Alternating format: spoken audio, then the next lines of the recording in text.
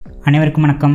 தருமபுரி மாவட்டம் தொப்பூர் கணவாயில் பின்னாடி வந்துகிட்டு இருந்த ஒரு லாரி கண்ட்ரோல் மீறி முன்னாடி போயிட்டு இருந்த ஒரு லாரி மேல மோதுது. இப்படி மோதுனதுல கண்ட்ரோலை மீறி போன லாரி இதோட டைரக்ஷன் மாறி இதுக்கு முன்னாடி போயிட்டு இருக்க ஒரு லாரியில மோதுது.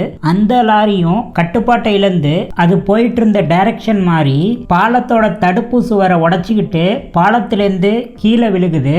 அன்பார்ச்சுனேட்டா இந்த லாரியோட பக்கத்துல போயிட்டு இருந்த இன்னொரு காரும் அந்த லாரி கூடவே சேர்த்து பாலத்தை உடைச்சிட்டு விழுகுது. இதுல முதல்ல பின்னாடி வந்து மோதின அந்த லாரி தீப்பிடிக்குது.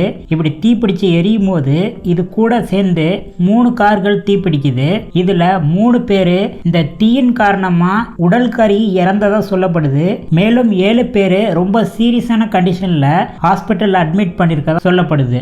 இந்த தர்மபுரி டு சேலம் தேசிய நெடுஞ்சாலைங்கிறது ஒரு நாளைக்கு பல லட்சம் பேர் பயன்படுத்தக்கூடிய ஒரு தேசிய நெடுஞ்சாலையா இருக்கு. முக்கியமா இது ஒரு மலைப்பகுதியா இருக்கிறதுனால பல வளைவுகள் இருக்கு. நிறைய பேர் இந்த வளைவுகள்ல அதாவது திருப்பி ரிட்டர்ன் வரும்போது இறக்கத்துல டீசல் பெட்ரோலை சேவ் பண்றதுக்காக இன்ஜின் ஆஃப் பண்ணிட்டு வண்டியை டிரைவ் பண்றதா சொல்லப்படுது. இது மட்டும்தான் காரணமானா இது மட்டும் காரணம் இல்ல.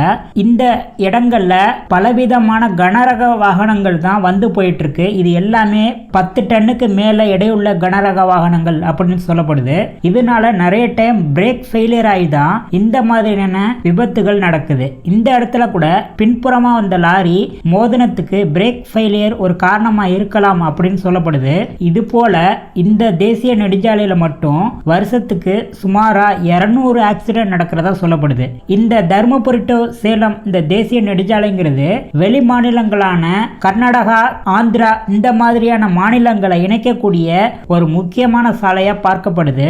இப்படி அடிக்கடி ஆக்சிடென்ட் நடக்கிறதுனால நிறைய இடங்கள்ல பேரிகார்ட் தடுப்பெல்லாம் வச்சு இதை கட்டுப்படுத்துறதுக்கு முயற்சி செஞ்சிருக்காங்க. அப்பையும் கூட இந்த விபத்துங்கிறது அன்பார்ச்சுனேட்டா அங்கங்க நடந்துகிட்டு இருக்கதா சொல்லப்படுது. சில நேரங்கள்ல ஓவர்டேக் பண்றதுனாலையும் கவனக்குறைவுனாலையும் இந்த மாதிரியான விபத்துகள் நடக்கிறதும் அதிகப்படியான சுமையோட வர கனரக வாகனங்கள்னாலையும் இது போல விபத்துகள் நடக்க முக்கியமான காரணமா சொல்லப்படுது.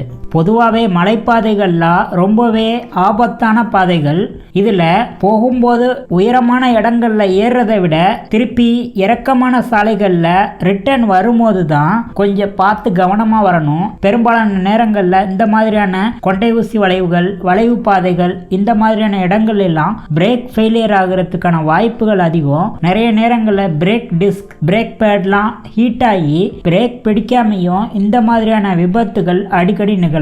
இது இங்க மட்டும் இல்ல, பல கொண்டை ஊசி வளைவுகள், மலைப்பாதைகள் இந்த மாதிரியான இடங்கள்ல ரெகுலரா நடந்துகிட்டு இருக்க ஒரு பேட்டர்ன் தான் இந்த மாதிரியான ஆக்சிடென்ட். இதே போல வீடியோக்களை தொடர்ந்து பார்க்க இந்த சேனலை சப்ஸ்கிரைப் பண்ணிக்கோங்க. நன்றி.